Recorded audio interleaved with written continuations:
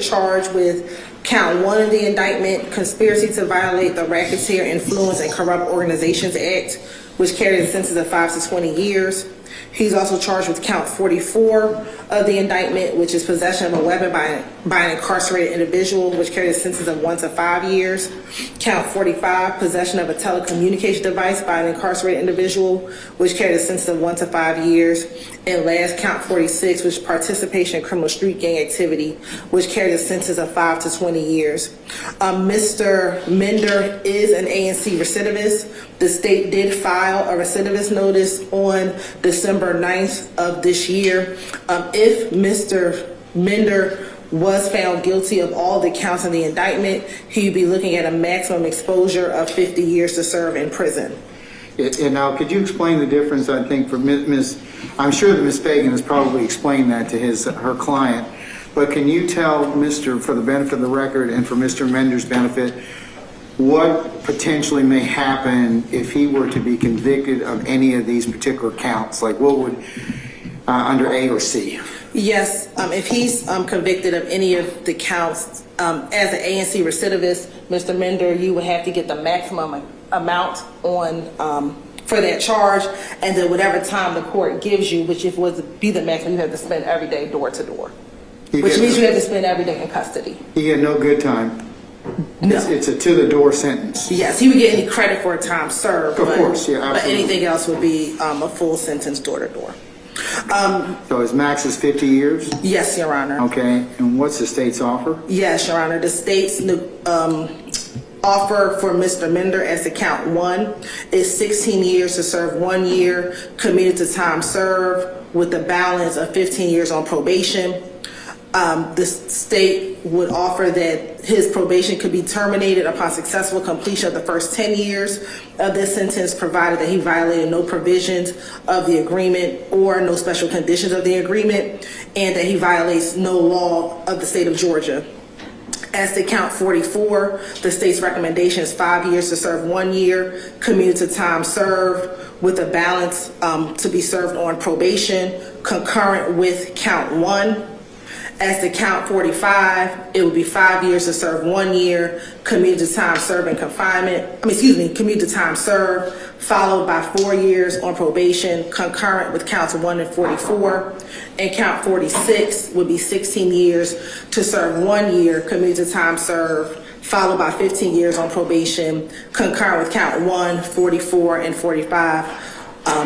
Would be the offer. Mr. Mender also is currently on another indictment, 21 SC 178250. In this case, as a part of the agreement, would run concurrent with that case whenever he resolved that other case, Your Honor. Is that before me or before another division? It is in this division currently, Your Honor, and that's being handled by ADA Lauren Jansen with the state.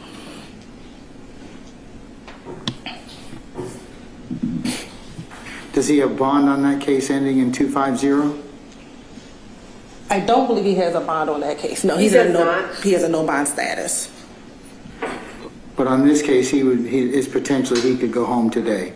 Correct. If he was given a bond, he would. This case, he would not have served any jail time on this case. Okay. And that offer will also conclude today, Your Honor. All right. Ms. Fagan, have you communicated that to your client in terms of is that to correctly summarize the plea agreement or the potential plea offer, I should say? The only change was that he wasn't aware of the concurrent status for the second case. At this time, though, he still maintains a not guilty plea. Sure. Respectfully rejects the offer, and we announce ready for trial. Okay, Mr. Mender, I'll tell you and I'll tell Mr. Beebe and Mr. Stevens the same thing, okay? At this point, you have the absolute right to plead not guilty, and that's what the law will presume, and the court will, of course, instruct that you have a presumption, and the presumptions and protections you enjoy as a criminal accused. You have to decide for yourselves what you want to do in this particular case. Depending upon the results or the outcome of the trial.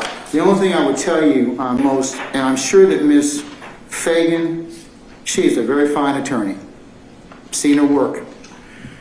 But trials, there's one thing about trials, it's uncertainty. You don't know what's going to happen.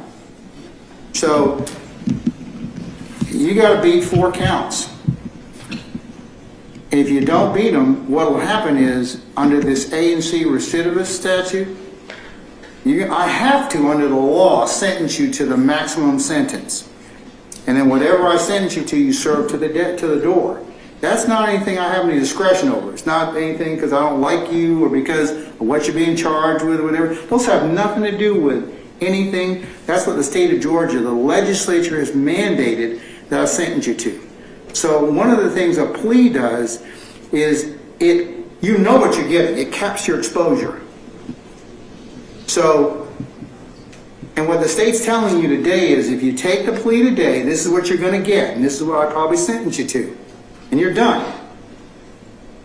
You got to decide that for yourself. You can't be worried about any of these other folks that are attached to this indictment, because a plea is individual to that particular person for those particular reasons that he or she feels is of best interest to them, not anybody else. So if you want a couple minutes out to talk with Ms. Fagan about that, nobody will be the wiser, and certainly, but if you don't wish to do so, that's fine too. You'll get the fairest trial that the law demands and expects you to get. You will get that. I, as your trial judge, will make sure that that occurs. But one of the things I cannot do is, I can't force the state at the end of trial to pull this recidivist notice. If you get convicted, they can maintain it, and you'll serve every day of it. And Ms. Fagan can ask them to pull it, and they can say no. I can't make them do that. So you've got a lot to think about. So I'll give you a few more minutes to ponder that, because that is, when they file a recidivist notice, they have basically, in poker terms, they've called. Like, what do you want to do? So I'll let you think about that, and you can let me know, and if not, then we'll see you next week for trial.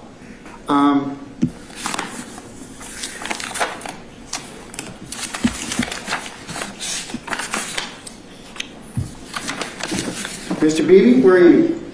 Here, Your Honor. Judge, we're in a similar situation. We would reject the state's offer as provided on record, Your Honor. However, Mr. Beebe would ask the court would hear a non-negotiated plea as to the indictment. I would. If that's the case, Judge, Mr. Beebe would then ask, if he does not agree with Your Honor's sentence, would the court allow him to withdraw the plea and proceed to trial? I need to think about that for just a second, okay? Understood. Just give me a minute, okay? But yes, that's more than fine. Thank you. Mr. Beebe, you got the same kind of same discussion I had with Mr. With Mr. Mender applies to you, but let me just get back with you just a second, okay? Mr. Stevens, where are you? For your judge. Okay, madam, are you still talking with your client? Yes, Your Honor, I'm actually still exchanging text messages with the state. So Okay, I'm going to take a couple of minutes out and let you all continue to chat. I'm going to just take a recess, and I'll come back in just a minute, okay? Thank you, Your Honor. Okay, you're very welcome. All right.